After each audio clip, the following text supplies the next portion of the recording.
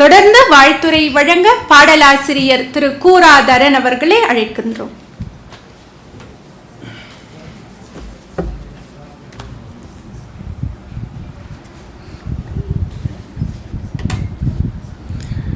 நீதியரசர் உள்ளிட்ட அவைக்கு என்னுடைய பணிவான வணக்கம். இந்த மேடையில் அமர்ந்திருப்பவர்களில் நான் தான் இளையவன்.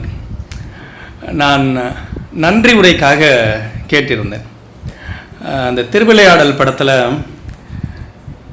சிவாஜி சாரும் நாகேஷ் சாரும் நடிக்கக்கூடிய அந்த காட்சி வரும். அந்த காட்சிக்கு நாகேஷ் சார்கிட்ட கேட்கும் பொழுது அவர் மறுத்துட்டார், நான் நடிக்க மாட்டேன் அப்படின்ட்டு. ஏன்னு கேட்டபோது, அப்படிப்பட்ட ஒரு ஜாம்பவான் கூட நான் எப்படி நடிக்க முடியும், அதனால் நான் மாட்டேன் அப்படின்னு சொல்லி சொன்னாராம். அவரை எப்படியோ கன்வின்ஸ் பண்ணி கூட்டிகிட்டு வந்தாங்க. அவர் எந்த தைரியத்தில் வந்து நடித்தாரோ அதே தைரியத்தோட இந்த மேடையில் நான் வந்து பேசுகிறேன். ஏன்னா உட்கார்ந்துருக்க அத்தனை பேருமே பெரும் ஆளுமைகள். அவங்க இருக்கக்கூடிய அந்த மேடையில் நான் பேசுகிறதையே ஒரு பெரும் பாக்கியமாக கருதுகிறேன். ஒரு புத்தகம் வெளியிடணும் அப்படின்ற ஒரு ஆசை வந்து நிறைய பேருக்கு இருக்கும். எனக்கு புத்தகம் எழுதணுன்ற ஆசை 2009 வந்துச்சு, 10 அது நிறைவேறுச்சு. தொடர்ச்சியாக புத்தகம் எழுதணும் நிறைய பேர் சொல்லிகிட்டே இருப்பாங்க. சமீபத்தில் ஒரு ஆய்வு நான் படித்தேன். உலக அளவில் புத்தகம் எழுதணும் அப்படின்னு நினைக்கிறவங்க 97% பேருக்கு அந்த ஆசை நிராசையாகவே இருக்குதுன்னு சொல்கிறாங்க. அப்போது 3% மட்டும்தான் அந்த ஆசையை நிறைவு செய்கிறாங்க. இன்னைக்கு அம்மா அந்த 3%க்குள்ள நுழைகிறாங்க. அவங்களுக்கு என்னுடைய மனப்பூர்வமான வாழ்த்துகளும் பாராட்டுகளும். மாவீரன் நெப்போலியன் உங்களுக்கெல்லாம் தெரியும். அவர் மிகப்பெரிய ஒரு ஆளுமையாக திகழ்ந்தவர். அவர் தான் உலக அளவில் இந்த இராணுவ வியூகம் இருக்குது பார்த்தீங்களா, அதில் அவர் தான் வந்து முதன்மையானவர். ஐரோப்பாவினுடைய மிகப்பெரிய மிக அதிகமான இடங்களை பிடித்தவர். அவருக்கு புத்தகம் எழுதணும்னு ஒரு ஆசை வந்திருக்கு. உலகத்தின் இராணுவத்தினுடைய மிகச்சிறந்த வியூக வகுப்பாளராக இருந்தவருக்கு புத்தகம் எழுதணும்ன்ற ஒரு வியூகம் வகுத்து அது நிராசையாகவே போயிருக்கு. எவ்வளோ பெரிய பேராளுமைக்கு, எவ்வளோ பெரிய பேரரசருக்கு புத்தகம் வெளியிடணுன்ற அந்த ஆசை நிறைவேறலை. இதே மாதிரி ரோமாபுரியில் நீங்கள் எலியட் ஒடிசின்னு சொல்லிட்டு அந்த கிரேக்கத்தினுடைய காவியங்கள் பற்றி நம்ம கேள்விப்பட்டிருப்போம். அதே மாதிரி தி ஹெனைட் அப்படின்னு சொல்லிட்டு விர்கில் எழுதின ஒரு காவியம் ஒன்று இருக்குது. ரோமானியர்களுடைய மிகப்பெரிய காவியம். அந்த காவியம் வெளியாகிற சமயத்தில் விர்கில் அவர்கள் உயிரோடு இல்லை. இன்னும் சொல்ல போனால் அந்த நூலை வந்து வெளியிடக்கூடாது அப்படின்னு சொல்லிட்டு விர்கில் சொன்னார். ஏன்னா அவர் இறக்கிற தருவாயில் இருக்கிற பொழுது அந்த நூல் இன்னும் முழுமை அடைகிறதுக்கு இன்னும் 3 ஆண்டுகள் இருக்குது. அதனால் ஒருவேளை நான் தவறிட்டா இந்த புத்தகத்தை நீங்கள் வெளியிடாதீங்கன்னு சொன்னாங்க. ஆனாலும் அகஸ்டஸ் என்ன பண்ணார், அவர் தவறின பிறகு அந்த புத்தகத்தை எடுத்து படிக்கிறார். படித்ததுக்கு அப்புறமா அவருக்கு இந்த காவியத்தை வெளியிட்டே ஆகணும், இது ரோமானியர்களுடைய மிகச்சிறந்த காவியமாக வரும் அப்படின்னு சொல்லிட்டு அவருடைய வாழ்நாளுக்கு பிறகுதான் அந்த புத்தகமே வெளியாச்சு. அப்போது ஒரு அரசனாக இருந்தாலும் சரி, ஒரு அரசருக்கு நெருக்கமான மிகப்பெரிய ஒரு கவிஞனாக இருந்தாலும் சரி, புத்தகம் வெளியிடணும் அப்படின்ற ஆசை மிகச்சிலருக்கு மட்டும்தான் நிகழ்ந்திருக்கிறது, நடந்தேறியிருக்கிறது. இன்றைக்கு அந்த பெருமையை நம்முடைய அம்மா அவர்கள் பெற்றிருக்கிறார்கள். நான் புத்தகத்தை, இந்த கட்டுரை விட எனக்கு சிறுகதை ரொம்ப பிடிச்சிருந்துச்சு. ஏன்னா எனக்கு கதைகள் மீது மிகப்பெரிய பிரியம். அந்த ஃப்ளோ நான் பார்த்தேன். நான் முந்தா நாள் தான் புத்தகத்தை வாங்கினேன். புத்தகத்தை படிக்க சில புத்தகங்கள் படிக்கும்போது ஒரு பக்கம் இல்லை 2 பக்கம் படிக்கும்பொழுதே அது தொய்வு வரும். ஆனால் இந்த புத்தகம் படிக்கும்போது ஒரு முழு புத்தகத்தையும் நம்மளால் சிங்கிள் சிட்டிங் சொல்கிறது மாதிரி ஒரே ஒரு மூச்சில் நம்மளால் படிக்கக்கூடிய ஒரு சூழலை அவங்க உருவாக்கியிருக்கிறாங்க. கேட்டேன் அவங்க கிட்ட, இது எல்லாமே வந்து எப்படி எழுதுனீங்க, நீங்கள் எழுதும் போது வந்து இந்த ரைட்டர்ஸ் பிளாக்னு சொல்லக்கூடிய அந்த விஷயங்கள்லாம் உங்களுக்கு வந்துச்சான்னு கேட்டேன். எனக்கு அப்படி ஒரு சூழலே வரலை அப்படின்னாங்க. அதை படிக்கும்போது அப்படி தான் எனக்கு இருந்துச்சு. அப்படியே ரொம்ப ஃப்ளோ ரொம்ப அழகாக இருந்துச்சு. நான் ஒரு நாவல், நான் 5 புத்தகம் எழுதியிருக்கேன். நாவல் எழுதணுன்றது எனக்கு ஒரு பெரிய ஆசை. வடச்சென்னையில் நடந்த ஒரு மிக முக்கியமான ஒரு சம்பவத்தை நான் மையப்படுத்தி எழுதணும்னு 2013 ஆரம்பிக்கிறேன். அது எழுதுகிற சம்பவம்லாம் அப்படியே நிஜத்தில் நடக்க ஆரம்பிக்குது. அப்படியே மூடி வைக்கிறேன். மறுபடியும் எழுத ஆரம்பிக்கிறேன். வேற ஒரு சிந்தனையில் எழுத ஆரம்பிக்கிறேன். அது நடக்குது. மறுபடியும் மூடி வைக்கிறேன். 2013 ஆரம்பிச்சது 2026 வரைக்கும் அந்த நாவலை நான் எழுதியே முடிக்கலை. அந்த மாதிரி அந்த புத்தகம் முழுமை அடையணும் அப்படின்றது நாம் முடிவு பண்ணுறது கிடையாது. அந்த புத்தகம் தான் முடிவு பண்ணணும். அவங்க சொன்னாங்க எவ்வளோ நாளில் எழுதுனீங்கன்னு கேட்டேன். ஒரு 3 மாதத்துக்குள்ளே அது எழுதுனேன் அப்படின்னு சொல்லி சொன்னாங்க. இது 3 மாதத்தில் எழுதின ஒரு புத்தகம் மாதிரியே தெரியல. ஏன்னா லாபகமாக இருந்துச்சு. நான் பல சிறுகதைகள் படிச்சிருக்கேன். பேராளுமைகளுடைய சிறுகதையெல்லாம் படிச்சிருக்கேன். உள்ளே வந்து அவங்களுக்கு தெரியாமலே அவங்க என்ன பண்ணியிருக்கிறாங்க, ஒரு முற்போக்கான சிந்தனைகள் உள்ள ஊடுருவிட்டே இருக்கு.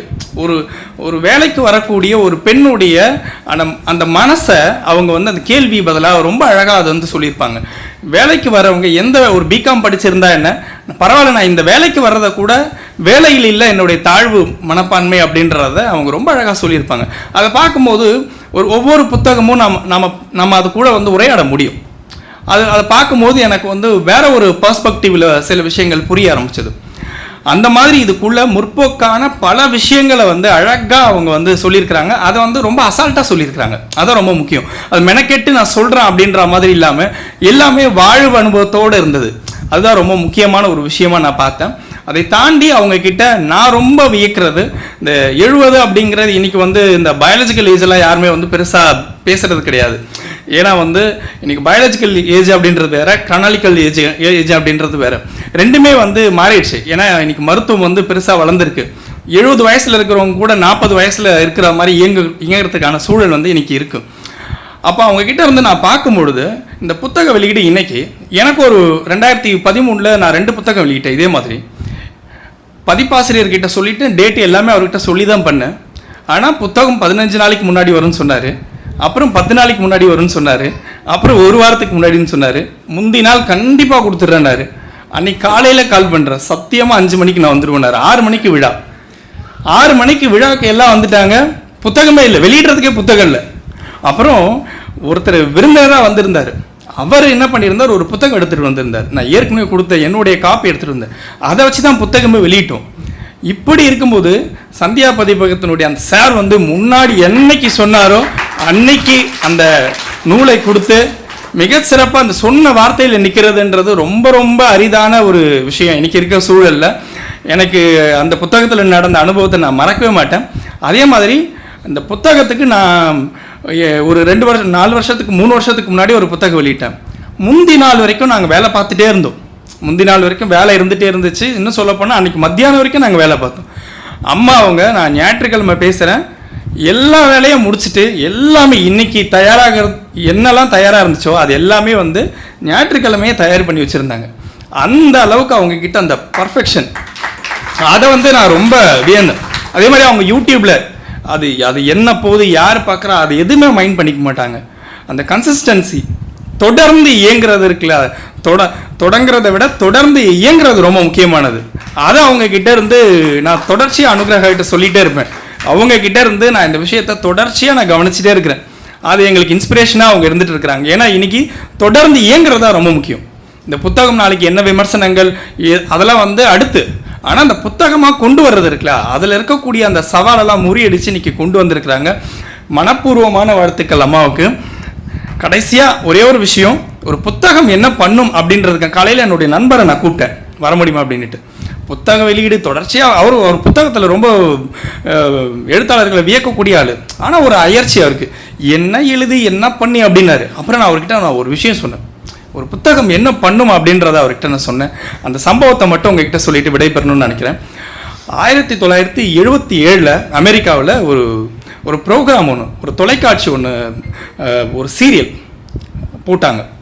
அது என்ன சீரியல் அப்படின்னா, ரூட்ஸ் அப்படின்ற ஒரு நாவல், அலெக்சே இலியே எழுதிய ரூட்ஸ் நாவல்.